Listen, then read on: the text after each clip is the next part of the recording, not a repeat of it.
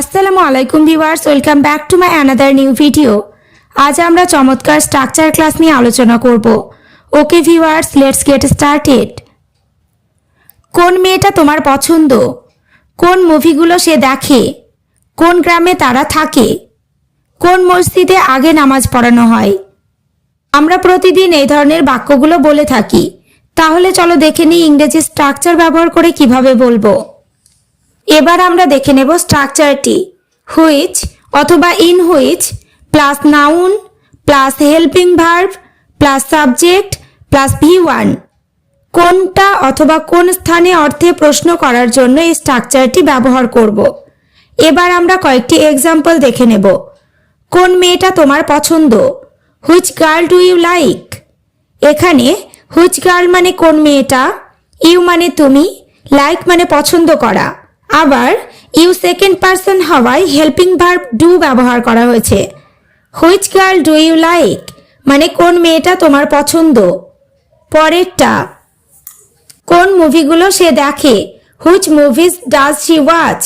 এখানে which movies মানে কোন মুভিগুলো, শি মানে সে, ওয়াচ মানে দেখা।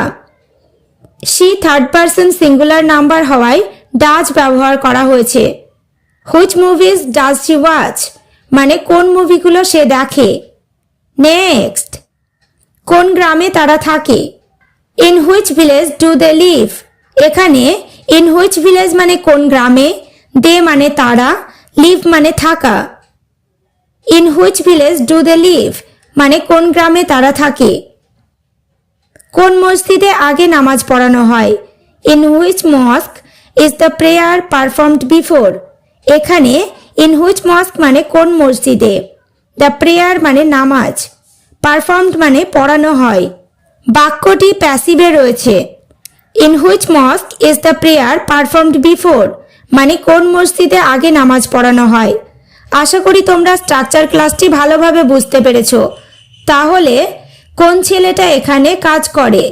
কোন দেশে তারা বাস করে? এই ধরনের বাক্যগুলো ইংরেজিতে কি হবে কমেন্ট বক্সে কমেন্ট করে জানিও। ওকে ভিউয়ার্স, আজ এই পর্যন্ত। চ্যানেলটিতে নতুন হলে চ্যানেলটি সাবস্ক্রাইব করো, লাইক শেয়ার কমেন্ট করতে ভুলো না।